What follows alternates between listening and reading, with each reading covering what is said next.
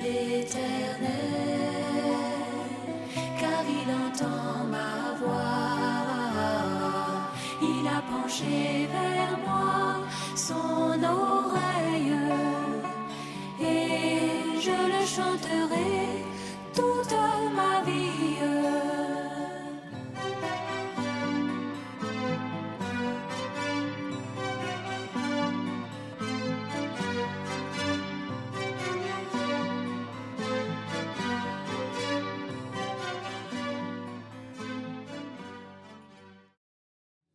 Dieu vous bénisse. Amen. Dieu vous bénisse. Amen. Gloire à Dieu. Amen. Qui croit que le Dieu qu'il adore est vrai? Amen. C'est ce que vous demandez là, il va vous donner. Amen. Mais on va lire d'abord Jacques chapitre 1. Jacques chapitre 1. Quelques versets pour nous rassurer, pour tester notre foi. Est-ce que nous demandons selon la foi? Jacques chapitre 1. Alors, dans ce passage, il y a deux types de choses. Il y a l'épreuve, qui est normale. L'épreuve est normale pour un chrétien. Sans épreuve, il n'y a pas de croissance spirituelle. C'est comme vous qui êtes enseignant. Moi, je suis enseignant. Et un élève qui va au CP1, il faut qu'on le prouve à la fin de l'année pour qu'il passe. On ne passe pas comme ça. Non. S'il n'est pas admis, double. Les épreuves sont notre test à nous. Et on grandit dedans. Notre bien-aimé qui a prié, il a éprouvé Dieu. Moi aussi, je l'ai éprouvé. Je l'éprouve plusieurs fois. Et Dieu m'exauce. Et Dieu, il ne fait pas de distinction entre les gens. Ça aussi, vous devez comprendre. Il ne faut pas dire comme c'est moi, non. Dieu ne tient pas compte de que ce soit toi ou pas. Mais tu es un enfant de Dieu. Il prend soin de toi. Par contre, l'enfant de Dieu, il est héritier de Dieu, co-héritier de Christ. Ça aussi, il faut connaître ce passage-là par cœur, pour que le diable ne vienne pas tromper. Non, moi, Isaac, est-ce qu'il faut quelque chose? Tu ne vaux rien. Isaac, tu ne vaux rien. Toi, en tant qu'Isaac, tu ne vaux rien. Mais en tant que fils de Dieu, alors Dieu prend position pour toi. Qui a compris? Donc, il ne faut pas penser que ce que Dieu a donné aux autres, il ne va pas te le donner. Si tu crois que tu es fils de Dieu. Amen. Et l'apôtre Jean dit, nous sommes fils de Dieu. Et nous le sommes. Amen. Nous le sommes. Amen. Nous le sommes. Imaginez-vous que les païens vont venir depuis 10 ans, ils sont Israël. Non. Ils font autre chose. Hein? Mais nous sommes fils de Dieu. Et Dieu nous donne ce qu'il donne à ses fils. Amen. À tous ses fils. Qui a bien compris? À toi qui es là, tu penses que non. Il n'y a pas de pensée ou quoi, mais reçois ce que Dieu te donne. Tu es fils de Dieu. Donc Dieu va te donner ce qu'il donne à tous ses enfants. Amen. Alléluia. Amen. Amen. Alors, Jacques chapitre 1, nous allons lire pour purifier un peu notre foi. Amen. Pourquoi on ne demande pas dans le vide? Amen. Pourquoi on demande pas avec une foi teintée de doute? C'est la foi ou c'est le doute? Il n'y a pas les deux. Il n'y a pas les deux à la fois. Hein? Le diable va te prouver les choses. Refuse tout. Amen. Je vais vous rappeler un passage d'une prédication du frère Branham. Il dit, on peut vous envoyer un colis, un gros colis, on met Sombo Isaac. Moi, il m'a fait ça la dernière fois et puis, par la grâce de Dieu, a été vainqueur. Dites Amen. Amen. Il m'a proposé une chose et j'ai refusé. Et Dieu m'a donné ce que je lui ai demandé. Amen. Ah oui. On met Sombo Isaac sur la boîte. Mais, et puis en bas, on écrit comme les hypocrites du monde, là, ils font la cigarette, tant, mais, et puis, n'en abusez pas. Mais ne vendez pas. C'est ça le monde. Si c'est mauvais, vous vendez. Abus dangereux. Et puis on écrit un petit. Nous, on dit, oh, ce que Dieu est. Ce qu'il peut faire, ce qu'il fait. Amen. Amen. Alléluia. Amen. Alors, oui. Le colis, si je ne décharge pas, il n'est pas à moi. Et ça, je viens de l'expérimenter. Hein. Je viens de l'expérimenter littéralement. Tout à l'heure, on va passer au table et puis je demande à tous mes frères d'expérimenter la parole de Dieu. On met son mot Isaac sur la boîte et puis on met serpent venimeux, très venimeux. Si je ne prends pas le colis, ce n'est pas à moi. Qui a compris? Non, qui n'a pas compris? Non. Soyez honnête, hein? Qui n'a pas compris? Ceux qui n'ont pas compris, levez-vous. Levez-vous ceux qui n'ont pas compris. Ceux qui n'ont pas compris, levez-vous. Voilà, c'est bien. Je vous donne des messages de William Branham, le prophète. Quelqu'un que Dieu a envoyé véritablement. Il dit, si on envoie un colis, moi, on met son mot Isaac, on met son mot Isaac sur le colis. Et puis, si on met un colis, on met serpent très venimeux. S'ils touchent, ils vont me tuer. Donc, je ne décharge pas, je ne prends pas. Amen. Qui a compris maintenant? Amen. Je ne prends pas. Tant que je n'ai pas pris, il ne m'appartient pas. C'est quoi vous dire écoutez les messages? Il y en a des milliers de messages que le frère a prêché. Des messages puissants. C'est ça le message. Hein?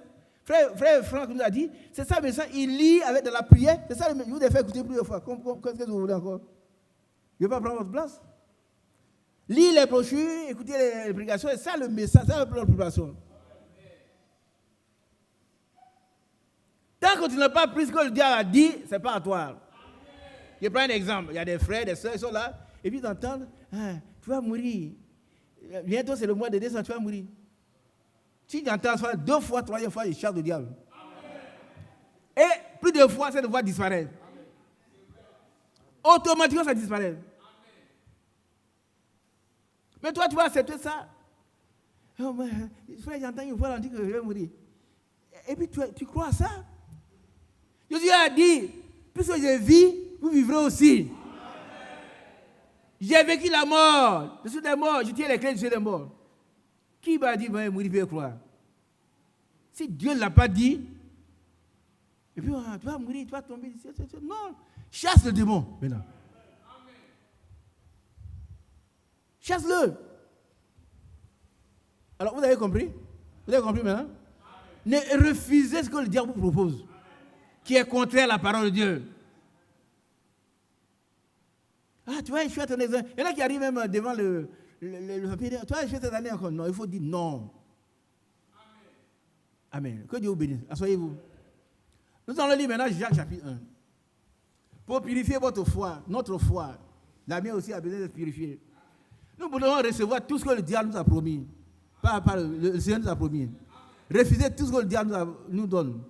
Nous devons refuser tout ce que le diable nous présente. Voilà. Pas premier, il nous présente. Je reprends.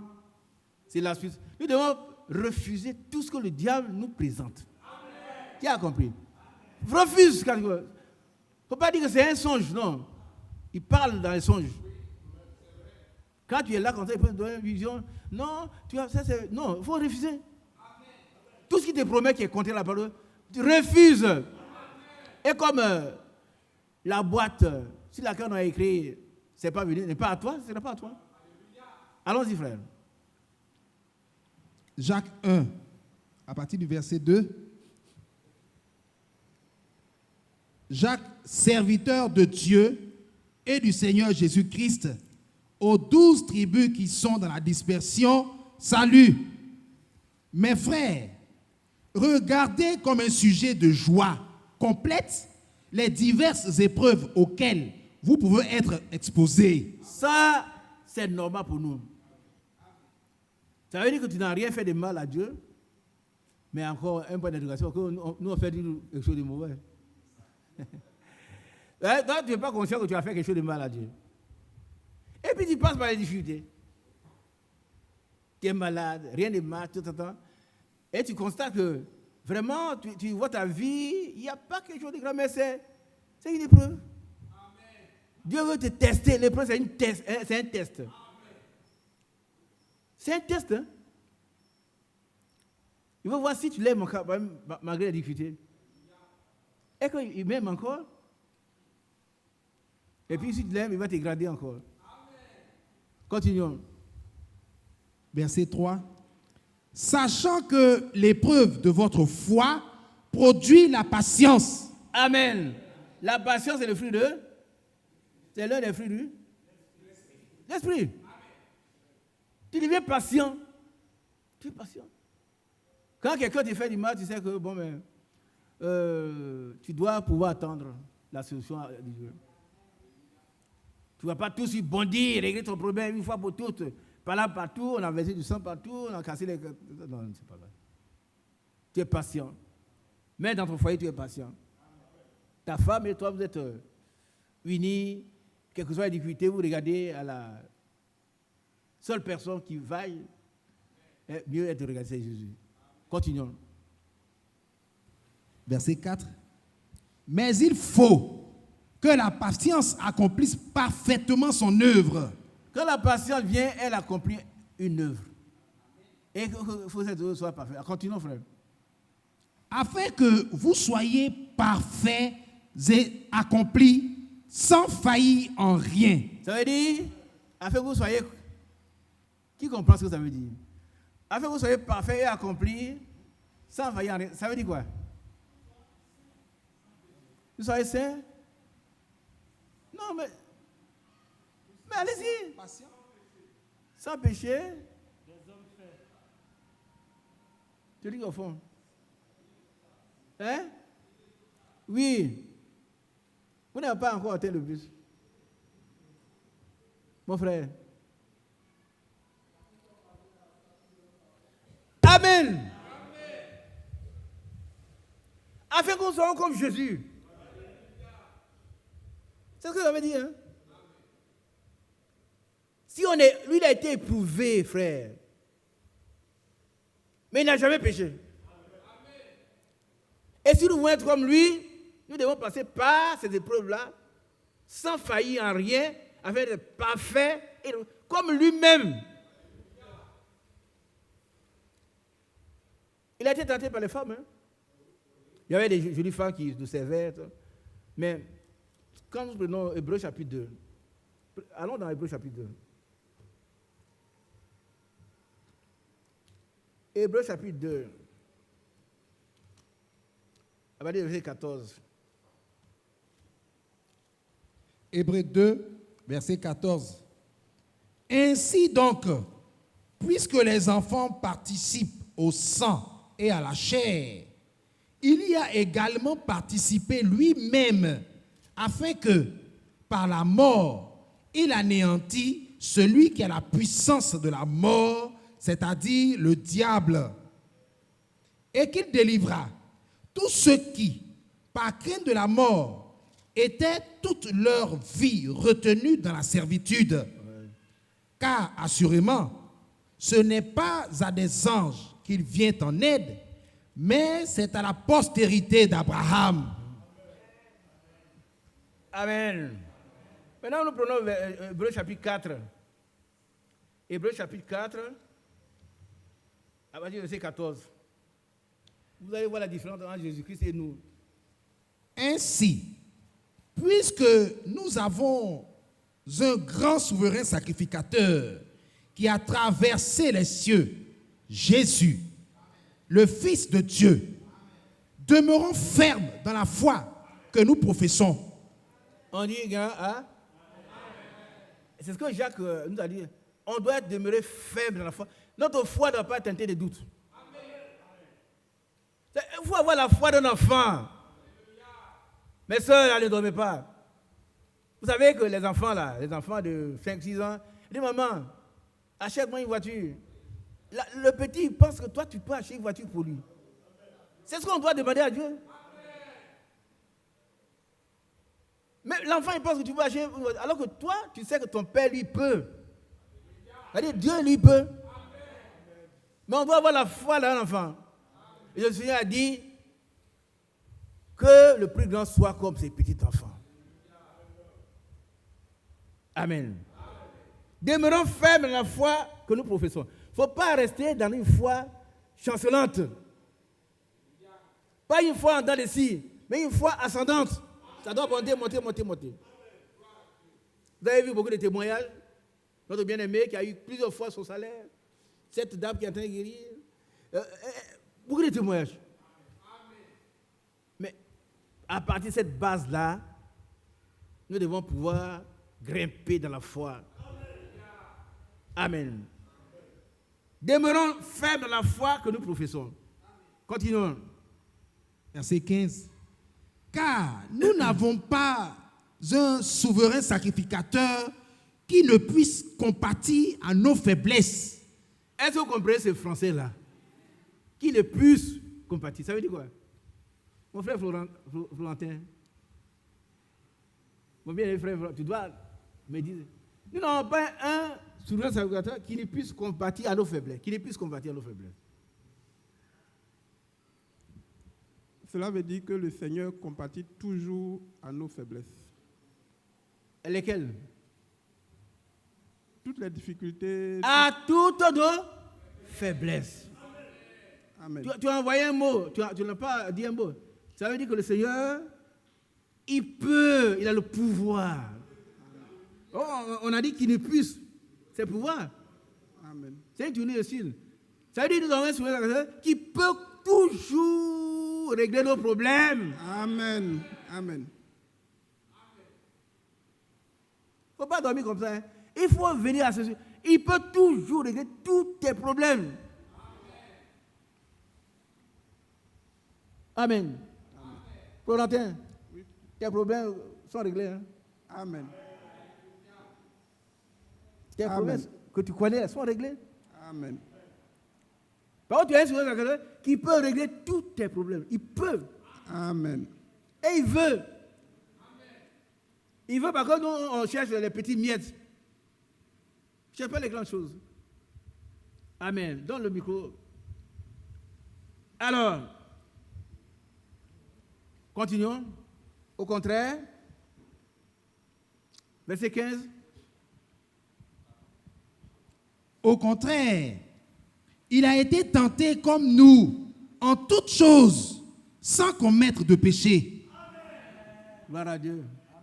C'est ce que je voulais vous faire voir. Entre les deux passages d'Hébreux chapitre 2 et Hébreux chapitre 4, nous voyons que le Seigneur, il n'a point commis de péché. Et frère Branham dit qu'il a été tenté par les femmes. Hein? Ah oui. Il y avait de très belles femmes à côté de lui qui lui rendaient les femmes comme c'est Suzanne, et tu lui donnais à manger et tout. Mais il les a tous trouvés comme des pauvres personnes, des pauvres brebis qui avaient besoin de bergers. Un serviteur de Dieu, il doit être, un modèle en tout, en pureté aussi avec les sœurs. Un vrai serviteur de Dieu. Donc, il n'a jamais péché.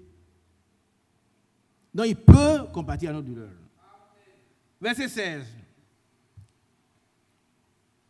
Approchons-nous donc avec assurance du trône de la grâce. Amen. On va le faire tout à l'heure. Hein. Ah non, le vieux n'a pas fini. Non, il n'est pas fini. On a quelques minutes encore. Et puis après, le frère Hussein va venir faire prier. Approchons. Pourquoi le donc? Regardez ici. Ça, c'est un problème de français. Tout le monde est francophone ici. On dit, approchons-nous donc. Pourquoi le donc? Pourquoi il y a un donc? Non, on lève la main et puis on parle. Papa dans les ordres.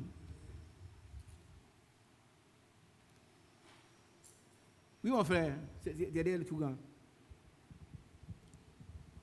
Comme nous avons un souverain sacrificateur qui compatit à nos souffrances, nous devons nous approcher avec assurance parce qu'il va résoudre ce problème. Oui, mais pourquoi avoir assurance seulement? Parce que nous avons la confiance que celui qui compatit avec nous va nous aider.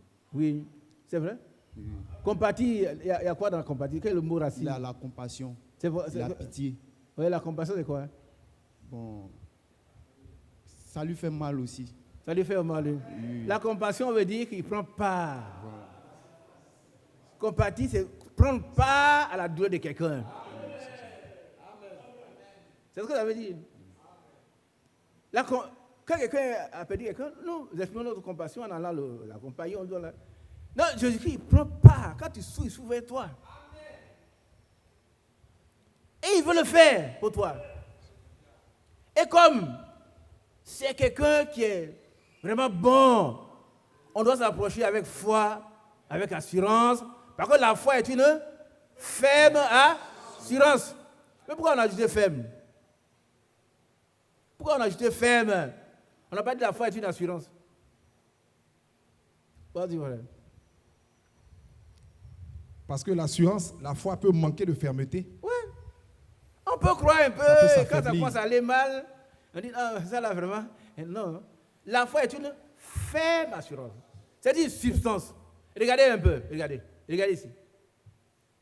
Je vous demande de lire ces passages.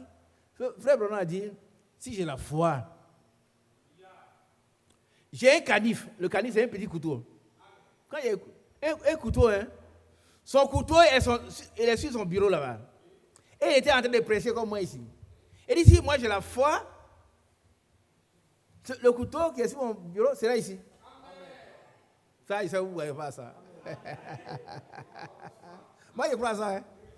Moi, je crois ce que Dieu fait avec moi. Je veux partager des choses avec vous. Ce que Dieu a fait avec moi, je crois ça. Et le couteau là, petit couteau, un canif, c'est sur mon bureau à la maison. Mais si vous allez prêcher, si j'ai la foi, si je veux qu'il soit ici, je vais toucher un point, je vais sortir autour.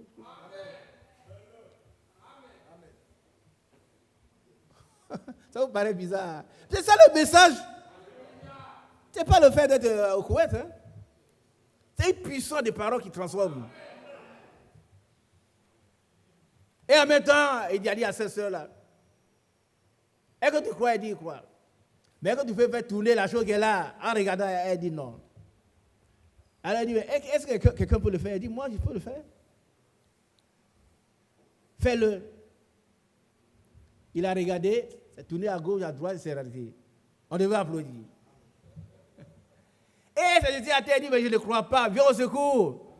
Et quand le frère est allé à son secours, elle a été littéralement guérie. Littéralement guérie. La foi, c'est une substance, c'est une ferme assurance. Des choses qu'on espère, une des démonstrations, c'est qu'on ne voit même pas.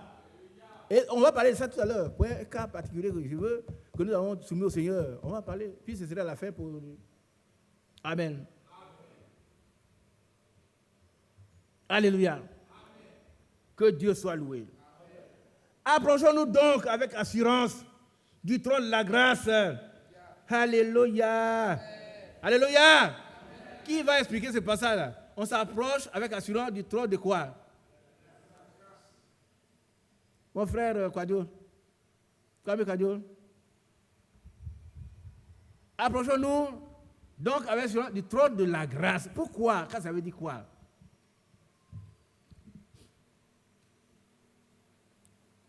Je pense que le Écoutez, mes soeurs. D'après ce qui précède, qu'on vient de lire, nous savons qu'à la croix, notre Dieu a tout accompli pour nous. Si nous approchons avec cette ferme assurance, alors le bénéfice qui est incalculable, nous serons effectivement bénéficiaires de cela, de tout ce qu'il a fait pour nous à la croix. C'est bien, tu as combattu, c'est bien, mais il y a des mots très simples. Le trône, là, c'est le trône de la grâce. C'est le trône de la grâce. Hein? Ce n'est pas un trône où quoi, Dieu mérite, Isaac mérite, on ne mérite rien. Et ça, on doit comprendre. Qui comprend cela? Oh, il faut que je gêne 10 jours. Ce n'est pas vraiment que j'ai 10 jours. Hein? Tu peux gêner 25 jours, tu n'auras rien si tu n'as pas la foi. Approchons-nous donc du trône de la grâce. Le trône de la grâce, c'est quoi? Qu'est-ce que la grâce? C'est quelque chose qu'on ne mérite pas. C'est une faveur. Une faveur imméritée. Oui, une faveur d'abord, on dit c'est une faveur. C'est une faveur. On pourrait s'arrêter là. Mais imméritée. C'est pour renforcer qu'on ne mérite rien. Tout ce que Dieu nous donne là, c'est cadeau. Ça veut dire que maintenant que nous savons que notre Dieu, il peut tout faire, donc allons prendre cadeau. Allons prendre cadeau, ce qu'il a nous a donné là. Amen. Qui comprend là? Allons sans avoir peur, avec assurance, sans avoir peur, prendre ce qu'il nous a donné cadeau. Mais ça aussi, tu ne veux pas prendre ça aussi. Ma soeur, Viens prendre cadeau, tu ne veux pas encore. Va prendre cadeau. Amen. Alléluia. Amen. Pourquoi? Alors si on va prendre cadeau, il va avoir pitié de nous. Oui. La miséricorde, c'est la pitié. C'est la misère. Notre misère lui fait mal au cœur. C'est ça la miséricorde. Et puis, trouver grâce. Oh, pour être secouru dans nos besoins. Amen. C'est ta frère, il dit, tu dois être secouru. Amen.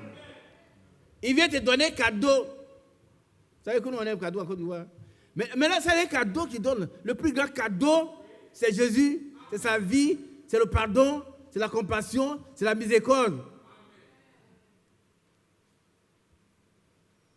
Amen. Amen. Nous avons besoin de ça. Assois-toi, mon frère. Nous voulons être secourus. C'est cadeau. Courons pour prendre cadeau. Ne demandez rien. Vous qui avez soif. Ils connaissent pas ça. Qui connaît ça? Allons-y, mon frère. Vous qui avez soif, venez, venez aux eaux. Venez, venez aux eaux. Venez, venez aux eaux, à la source de vie. Venez gratuitement. Même ceux qui n'ont point d'argent, achetez et mangez. Même ceux qui n'ont point d'argent, achetez et mangez. Qui peut acheter la guérison ici? Non. Qui peut acheter la guérison ici? Qui peut acheter la santé? Qui peut acheter la vie? Une seconde de vie. Une seconde, hein? C'est-à-dire que tu es mort il y a une seconde. Et puis, tu dis, bon, il faut m'acheter une seconde. Qui peut acheter? Personne. Personne. Venons aux eaux, prenons cadeau. Prenons cadeau. C'est cadeau, hein? Amen. Que Dieu vous bénisse. Prenons cadeau. La suite qui vient, c'est cadeau. Le début, c'est cadeau. La guérison, c'est cadeau. Tout est cadeau dans la maison de Dieu. Puisque quelqu'un a vaincu pour nous.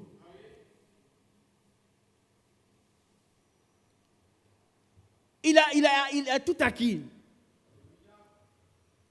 Colossiens 2, 10.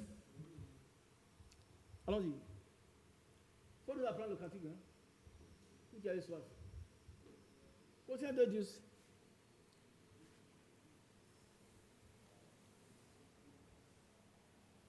Colossiens 2, verset 10. Ouais.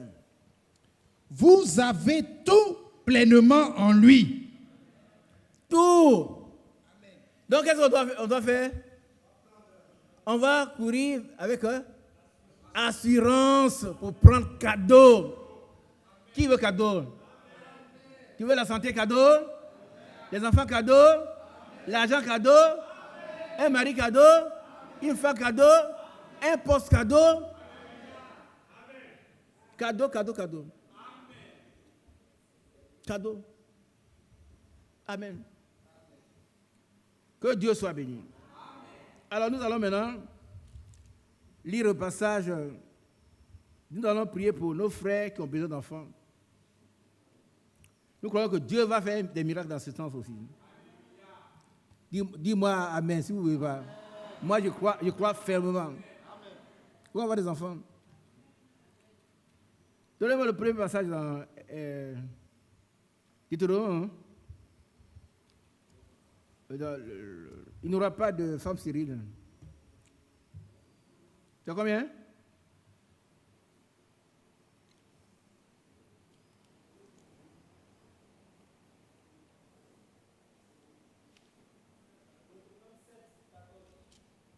Femme stérile là? D'accord.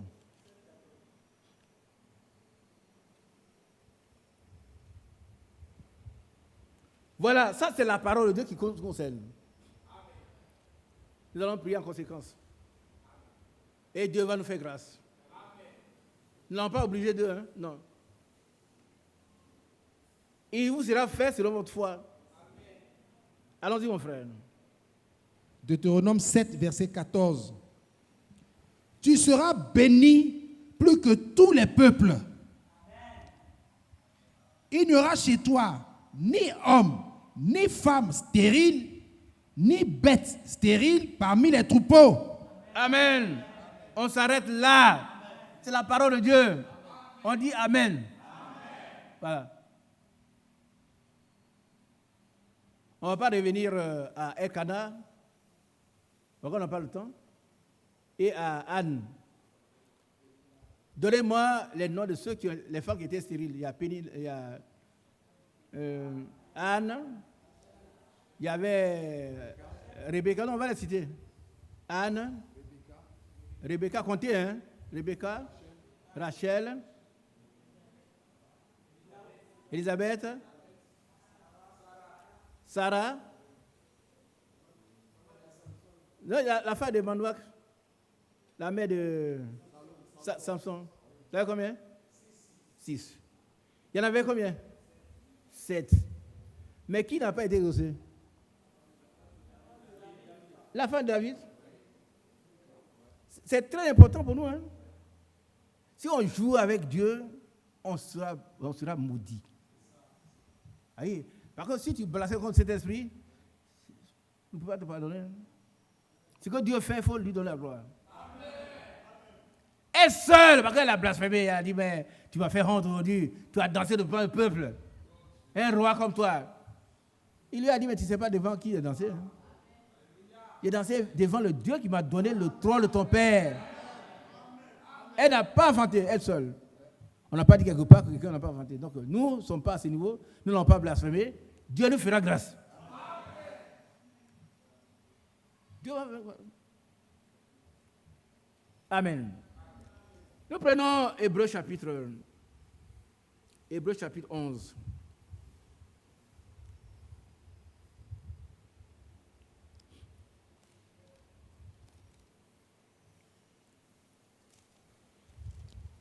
À partir du verset 1.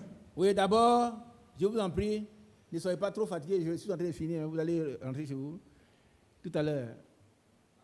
Mais retenez la parole de Dieu, parce que c'est votre vie. Amen.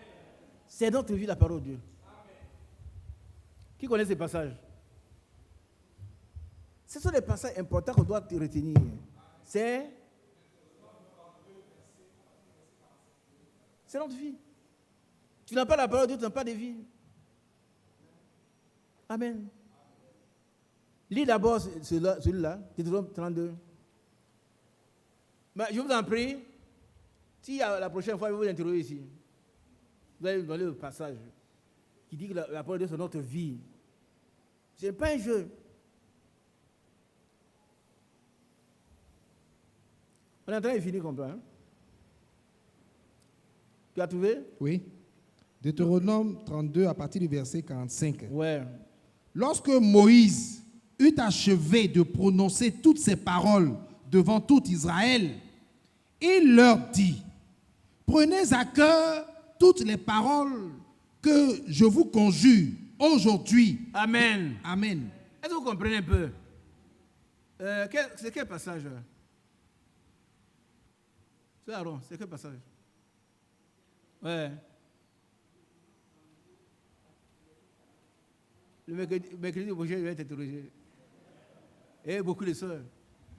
Il faut retenir ces passages. Quand Dieu a dit quelque chose, c'est ta vie. C'est ma vie, c'est notre vie. Ça, m'y soit ça. Continuons.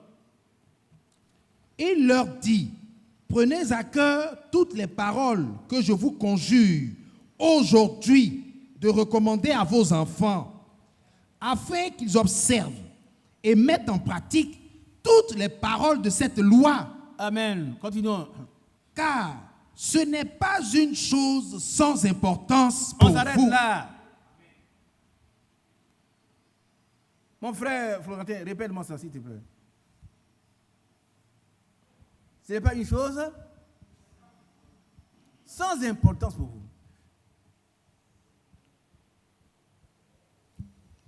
Car ce n'est pas une chose sans importance. Non, pour vous. Pour vous. Amen. Amen. Amen. On continue. Voilà Yahoo. Qui connaît l'histoire de Yahoo? Lève-toi.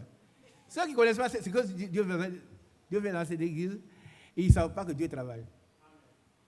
Yahoo avait péché, il était malade ici. Qui était là? Et dès qu'il a confessé son péché, on a prié. On n'a même pas prié. Yahoo prend le micro, parle-leur. Il faut que la foi des frères augmente. Yahoo était malade ici, couché comme ça, ses yeux étaient rouges. Dans le témoignage, Jésus a dit, quand les gens ont été guéris, il dit, non, pas ici. Va dans la vie, va dire à toute la foi ce que Dieu a fait pour toi, pour qu'ils aient la foi. Vas-y, Yahoo. Que Dieu nous bénisse. Amen. Oui, c'est vrai ce que le serviteur de Dieu dit. J'étais vraiment malade, mais lorsque j'avais dit ce que j'avais fait, automatiquement j'étais guéri. Alors, toi, tu caches ce que tu as fait? Toi qui caches ce que tu as fait, tu ne l'as pas béni? Confesse-le. Yahweh avait les yeux rouges ici, là. Tu es terminé sur place. On n'a pas prié pour lui. Ouais, il est là. Amen. Alors, nous lisons notre Deutéronome. C'est notre vie. Retenez ça pour vous, mes frères. Retenez ça pour vous. C'est votre vie. Allons-y. Verset 47.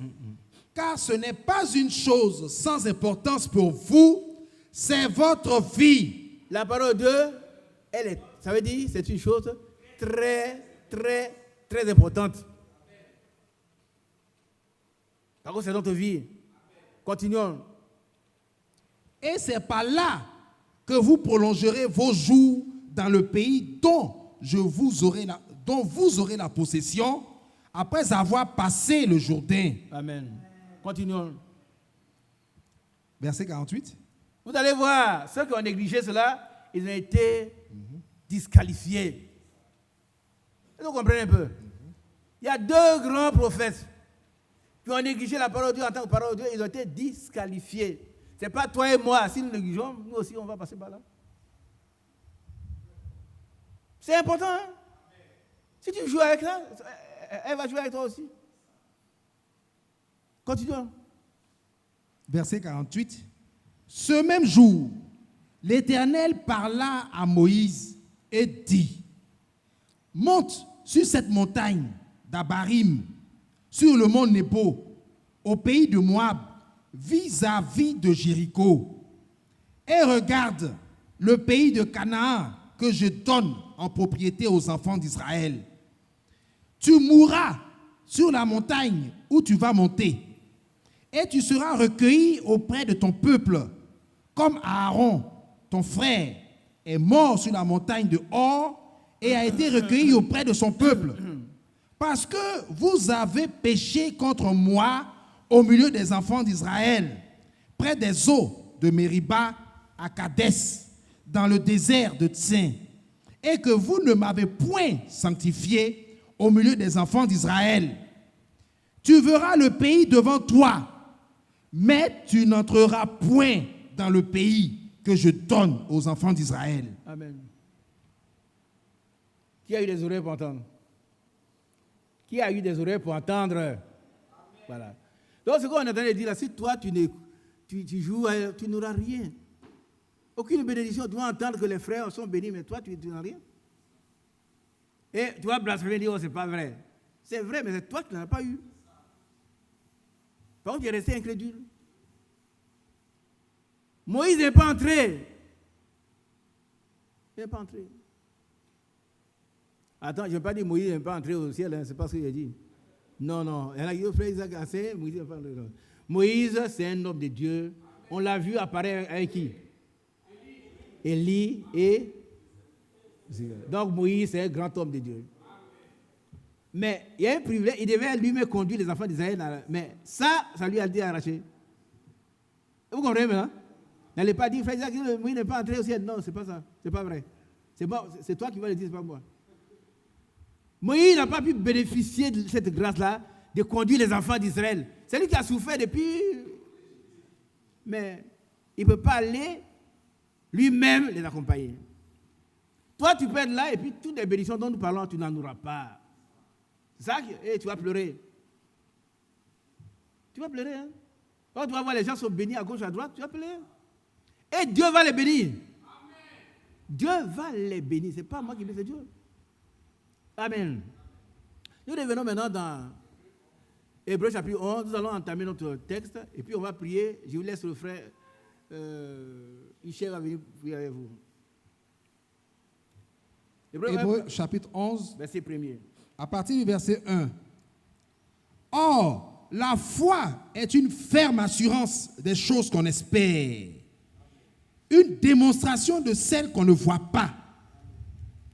Pour l'avoir possédée, les anciens ont obtenu un témoignage favorable. C'est par la foi que... Arrête-toi là. Arrête-toi. Qui veut se marier?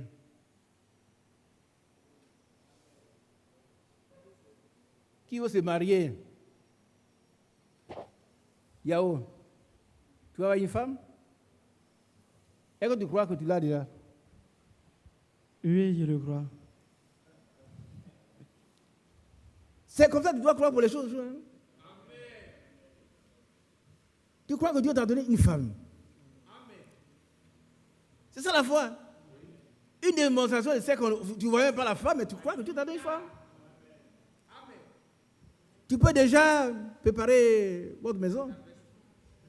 Quand le frère a préparé, il a donné sa carte. Oh non, je suis pressé plus que pour lui. Le frère a donné sa carte d'invitation et tout, alors que son papier n'est pas signé. Son patron ne signe pas. Hein? On était en prière. Les gens ont dit, mais toi, ton Dieu, va te décevoir. Quand le monsieur ne signe pas les papiers, hein? Il ne signe pas les papiers. Et quand j'étais ici en train de prêcher, le téléphone sonne, c'est sa fiancée qui m'appelle. On a prié, vendredi, ou bien je ne sais pas quel jour. Et puis, le lendemain, le monsieur, il a trié les papiers, il a signé pour lui. Il a signé son papier seul. Dieu. Et la foi fait prendre des risques.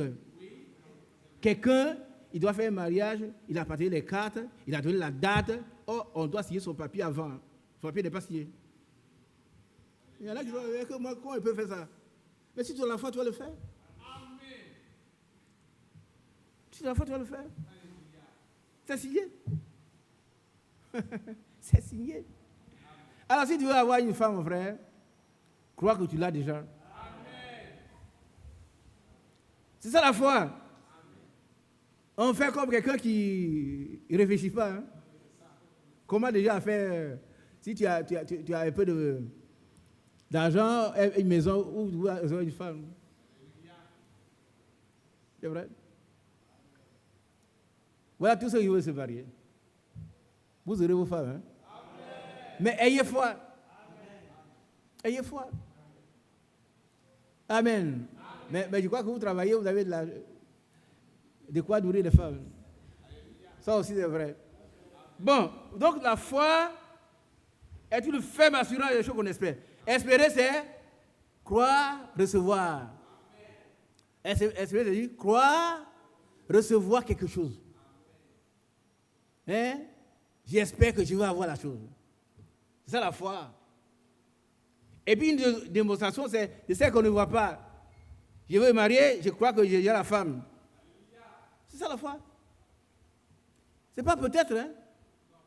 C'est pas peut-être. Que Dieu vous bénisse. Alors, maintenant nous allons au verset 8. Non, verset 6. On peut lire 5, 6. Verset 5. Ouais.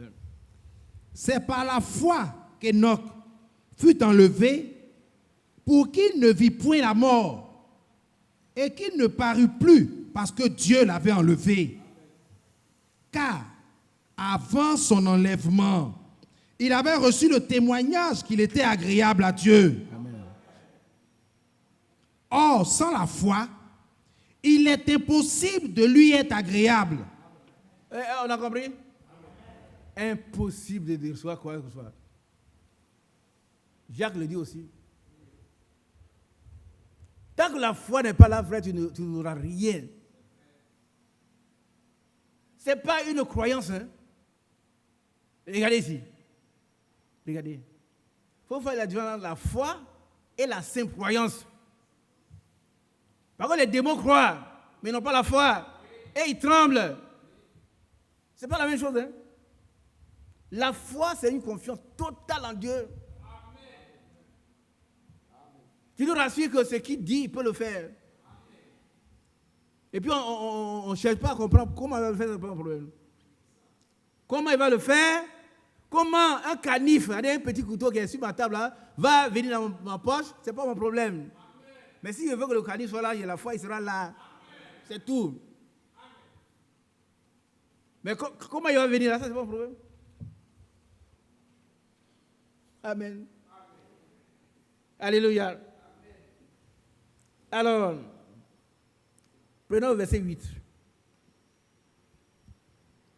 Verset 8. C'est par la foi qu'Abraham, lors de sa vocation, obéit et partit pour un lieu qu'il devait recevoir en héritage. Et qu'il partit sans savoir où il allait. La foi nous rend fous. C'est un fou. Aussi longtemps que tu es trop conscient, tu ne seras capable de raisonner, tu n'auras pas le foi. Il est parti, c'est pas où il va. Amen. Continuons. Verset 9. C'est par la foi qu'il vint s'établir dans la terre promise, comme dans une terre étrangère, habitant sous des tentes, ainsi qu'Isaac et Jacob, les cohéritiers de la même promesse. Verset 10. Car il attendait la cité qui a de solides fondements, celle dont Dieu est l'architecte et le constructeur. Maintenant, ce qui concerne nos bien-aimés qui ont besoin d'enfants, s'il y en a dans la salle, ne regardez pas à vous-même, regardez à Dieu. Regardez à Sarah. Regardez à Sarah. Amen. Verset 11. C'est par la foi que Sarah elle-même, malgré son âge avancé, elle avait quel âge? 90 ans. 2 fois 45 ans.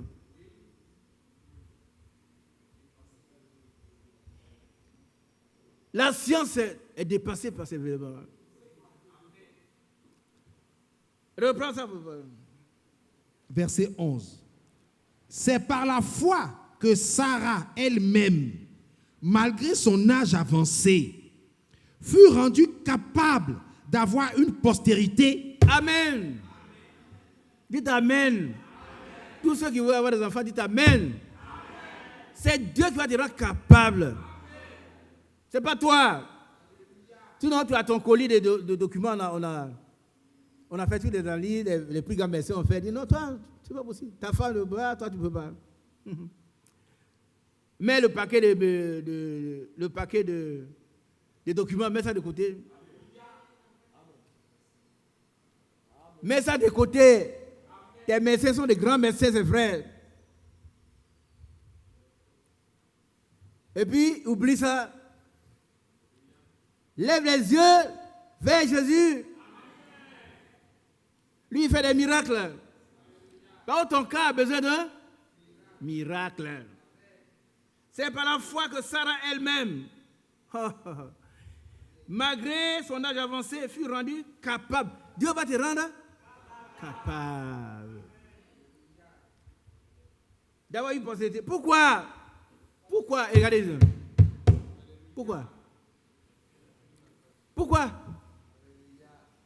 Pourquoi Sarah a été rendue capable? C'est écrit dedans. Allons, mon frère.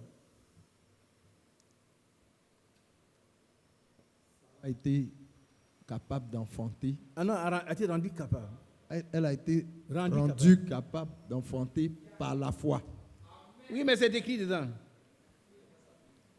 Ah, t'as pas la Bible. Elle fut rendue capable Par la foi, elle a cru. Parce qu'elle crut à la fidélité de celui qui avait fait. Est-ce que tu veux croire? Amen. Est-ce que tu veux croire que Dieu est capable de faire ce qu'il dit? Alléluia. Lèvons-nous, on va prier pour tous ceux qui veulent avoir des enfants. On va prier pour eux de tout notre cœur. Chez vous, n'oubliez pas ce thème très important pour nos bien-aimés.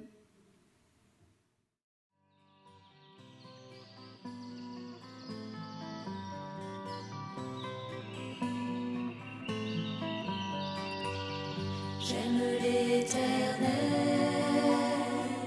car il entend ma voix.